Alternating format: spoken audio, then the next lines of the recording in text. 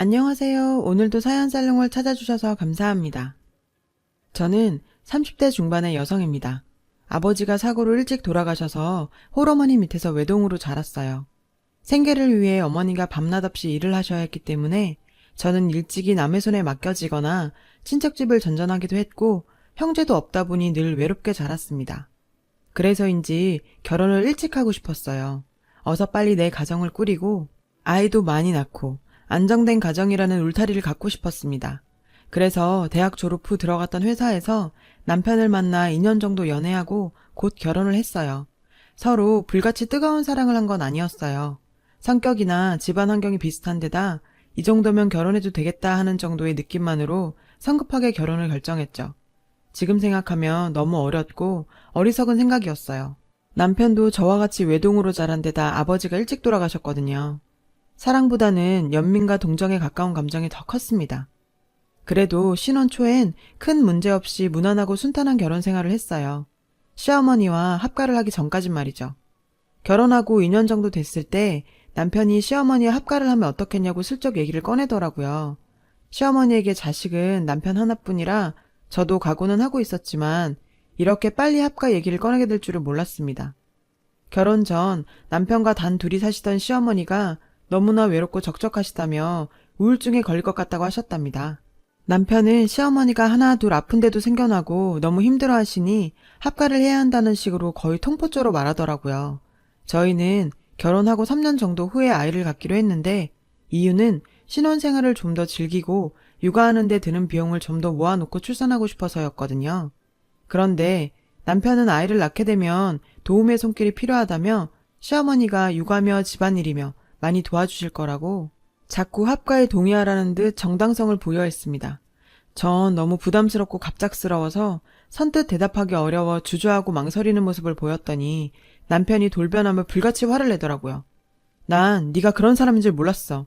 내 엄마면 네 엄마기도 한 거 아니야? 난 장모님을 우리 엄마처럼 똑같이 생각하는데 넌 아니구나? 이렇게 서운함을 토로했어요. 그때부터 저랑은 눈도 안 마주치고 차려놓은 밥도 안 먹고 무슨 말을 해도 그냥 무시를 했어요. 애도 그런 애가 없었고 갈수록 한심하고 저에게 실망감 안겨주는 행동만 하더라고요. 연애할 때도 그렇고 결혼하고 나서도 한 번도 보이지 않았던 남편의 그런 모습에 전 많이 놀랐습니다. 아버지 없이 어머니와 단 둘이 살아서인지 시어머니와 남편의 관계는 정말 끈끈하고 깊었어요. 너무 가까운 사이라 제가 들어갈 자리가 없을 정도라는 생각이 들 때면 저와 남편의 사이는 반대로 너무 멀게 느껴지곤 했어요. 합가 전에 명절이나 행사에 시댁에 찾아가면 대놓고 저는 없는 사람처럼 행동했습니다. 남편이 좋아하는 과일이라며 메론을 썰어 남편에게만 주기도 하고 가끔씩 외식하러 가면 저희 식성이나 취향보다는 남편이 먹고 싶은 곳으로만 갔어요. 제 의사는 한 번도 묻지 않더라고요. 제가 시어머니와의 합가를 꺼리는 이유 중에 가장 큰 건 시어머니의 강한 성격 탓입니다. 시어머니는 동네에서 유명한 싸움꾼이세요. 항상 인상을 쓰고 다니셔서 미간에 깊은 주름이 있고 몸집도 크시고 목청도 좋으셔서 평범하게 말씀하셔도 온 동네가 쩌렁쩌렁 다 울릴 정도랍니다. 사소한 일에도 시비를 걸며 싸우려고 덤비셔서 동네 사람들이 알아서 피해 다니고요. 결혼 전에 처음 인사드리려 시댁에 찾아갔을 때도 저한테 무작정 목청을 높이시더라고요. 다짜고짜 옷차림이며 인상이 마음에 안 든다고 하셨어요.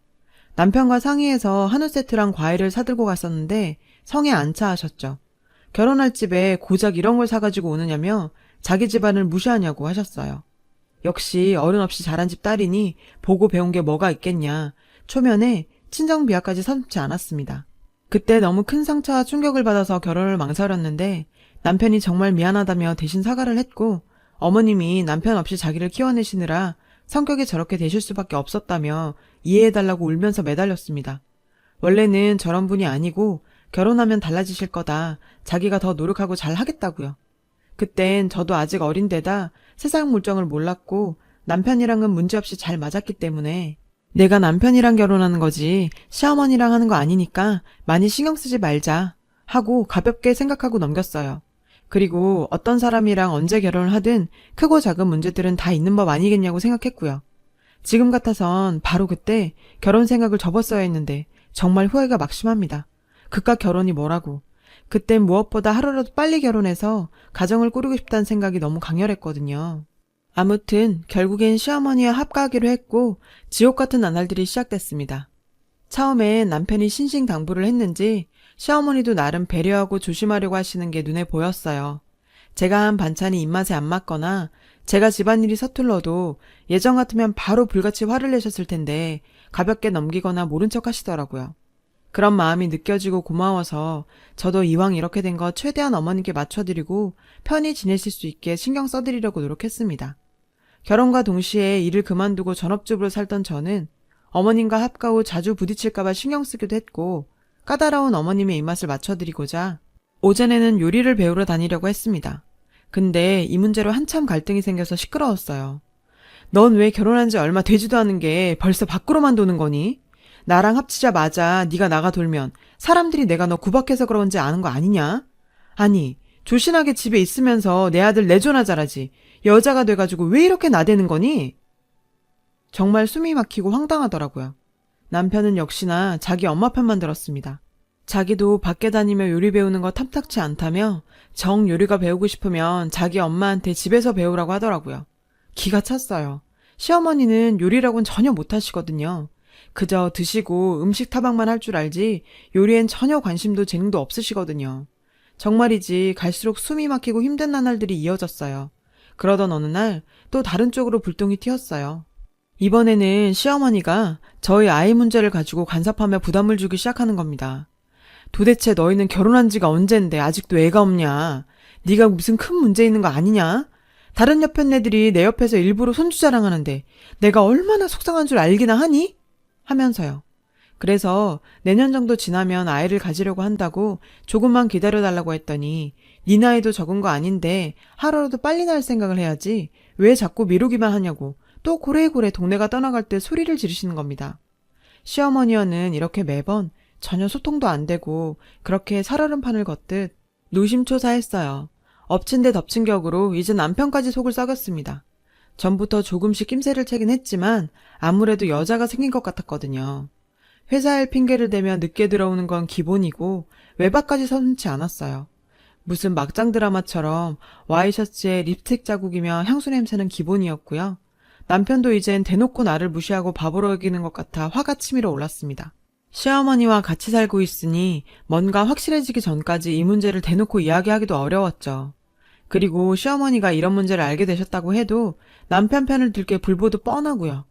마침 남편과 같은 부서에서 일하는 여직원이 제 친구의 동생이에요. 그래서 그 친구가 동생한테 들은 남편 회사 얘기를 저한테 전해주곤 했거든요. 어느 날 급하게 그 친구한테 전화가 왔어요. 야, 동생이 그러는데 네 남편 요즘 확실히 여자 생긴 것 같대. 예전보다 굉장히 밝아졌다는데? 전화며 카톡이며 수시로 해대고 되게 야해 보이는 여자랑 둘이 손잡고 시내를 모텔 쪽으로 사라지는 것도 직접 봤대. 각오는 하고 있었지만 이렇게 전해드리니 정말 분노가 치밀다 못해 터져버릴 것 같았어요. 그것들을 잡아다가 당장 족치고 아주 개망신을 주고 싶어졌습니다. 그런데 생각해보니 지금 이렇게 감정적으로 대응하는 것보단 증거를 모으고 타이밍을 잘 잡아서 제대로 처리하는 게 낫겠다는 생각이 들었습니다.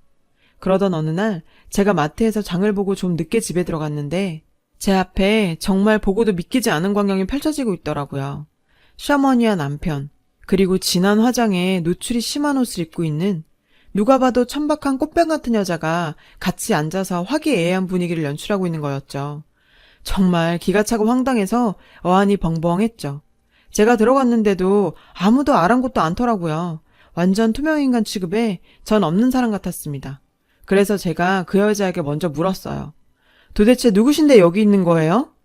그랬더니 시어머니가 잠깐 움찔하더니 네 남편 회사 일하면서 알게 된 누님인데 일적으로도 많은 도움을 주신다더라. 얼른 인사드리라고요.